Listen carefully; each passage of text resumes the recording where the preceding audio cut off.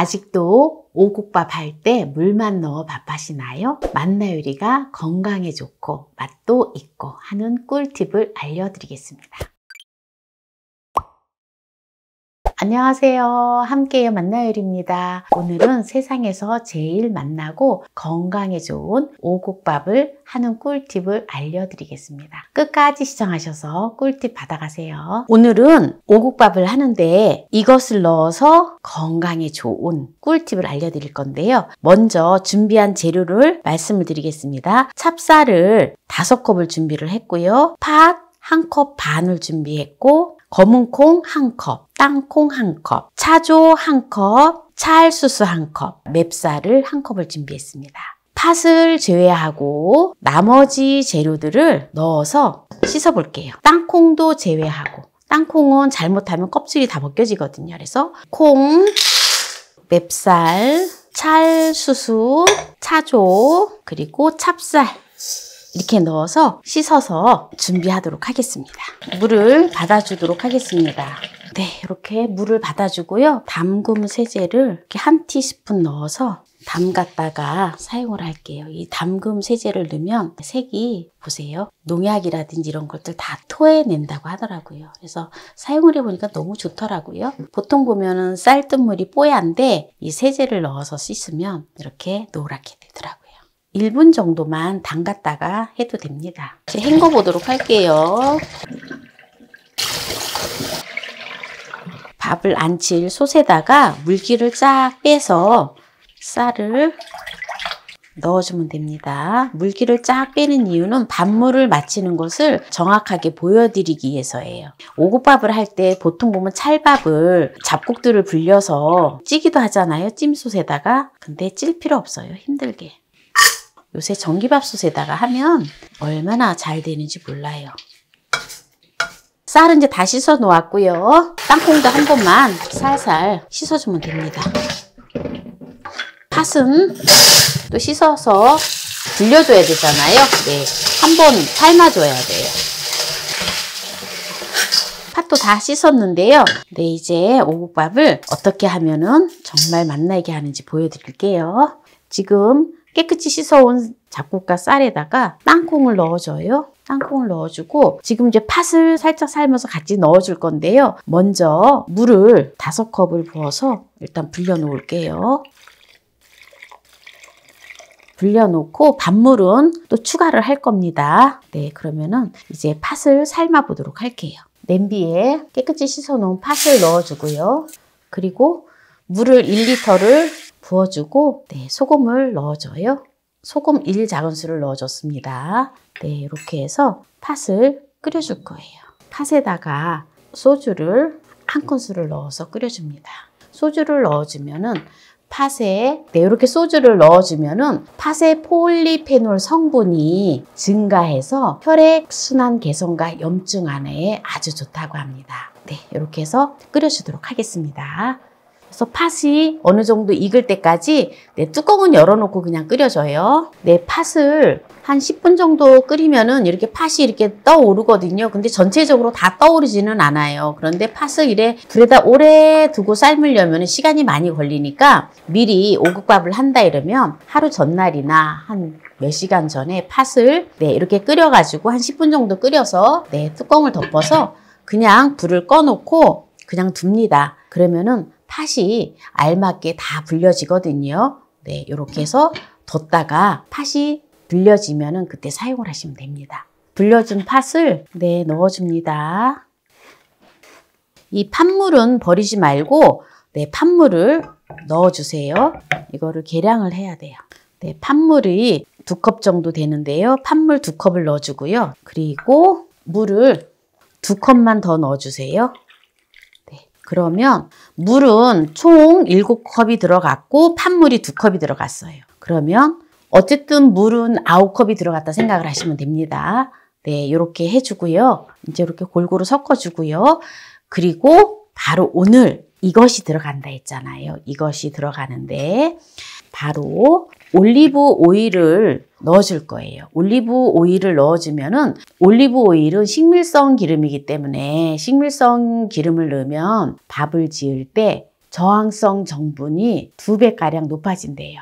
그래서 칼로리와 당을 낮추는 효과가 있다고 합니다. 그래서 당뇨 환자분들한테는 아주 좋겠지요. 그래서 쌀 한 컵당 한 큰술 정도 넣어주면 좋다고 해요. 그래서 저는 오늘 올리브 오일을 5큰술을 넣어주겠습니다.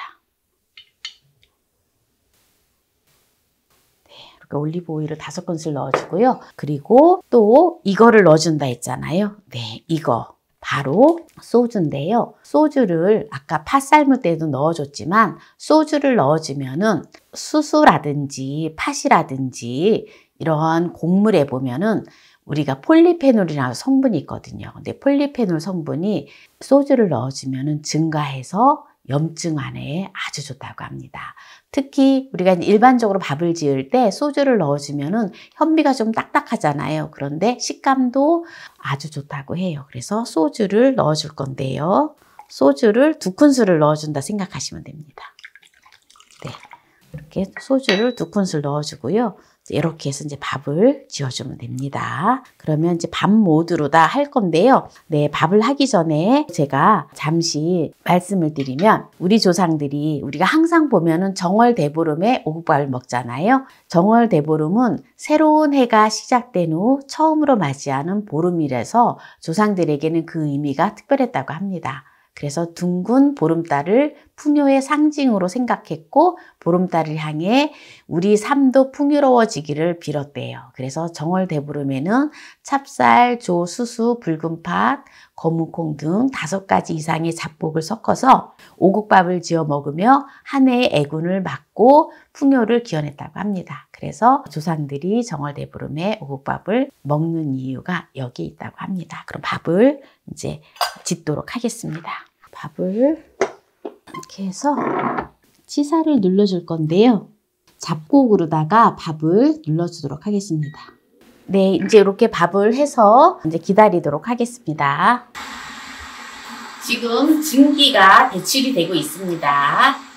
이제 한 3분만 있으면 이제 밥이 완성이 될 거예요. 다 되었기 때문에 한번 보겠습니다. 우와, 너무 잘 됐지요? 밥솥을 꺼내서 네, 밥을 다 했는데요. 한번 볼까요? 우와, 확실히 올리브 오일을 넣었더니 너무 윤기가 자르르 흐르는 게 기가 막히게 맛있어 보여요. 팥도 듬뿍 들어가서 찹쌀이 살아있어요. 살아있어. 이렇게 이제 살살 저어서 밥을 이제 먹으면 됩니다. 밥을 이제 퍼보도록 할게요. 저는 오곡밥 할 때 항상 땅콩을 넣거든요. 근데 의외로 땅콩을 넣으면 정말 맛있어요. 네. 힘들게 찜기에다가 찰밥 찔 필요 없습니다. 물 양만 잘 조절하면 네, 꼬들꼬들하니 질척되지 않고 아주 맛있어요. 네, 이제 여기에서 마무리를 하도록 하겠습니다. 오곡밥을 한번 먹어보도록 하겠습니다. 그냥 오곡밥만 먼저 먹어볼게요. 너무너무 맛있어요. 올리브 오일을 제가 많이 넣었거든요. 그랬더니 굉장히 고소하고 이 밥만 먹어도 다른 반찬을 안 먹어도 될 만큼 너무너무 맛있어요. 오곡밥은 항상 보름에 이제 나물도 해가지고 나물하고 같이 먹잖아요.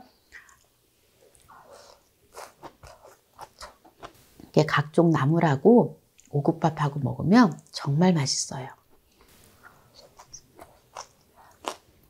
오늘 오곡밥을 했는데요. 우리가 보통 보면 이제 정월대보름 하면 생각나는 거 있죠. 지불놀이 하는 거.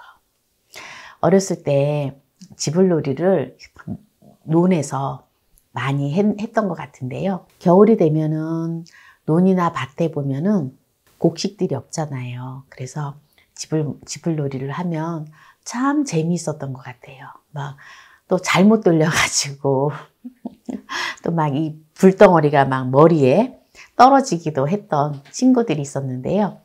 오늘 정월대보름에 우리가 꼭 먹는 오곡밥. 네, 오곡밥을 오늘 이것을 넣어서 네, 아주 맛있게 또한 혈당도 당을 낮추는 효과가 있는 꿀팁도 알려드렸는데요. 오늘 이 영상이 마음에 드신다면 구독, 좋아요, 알람 설정 부탁드립니다. 오늘 이 영상을 끝까지 시청해주신 함께해요 만나요 우리 가족 여러분 감사합니다. 건강하세요.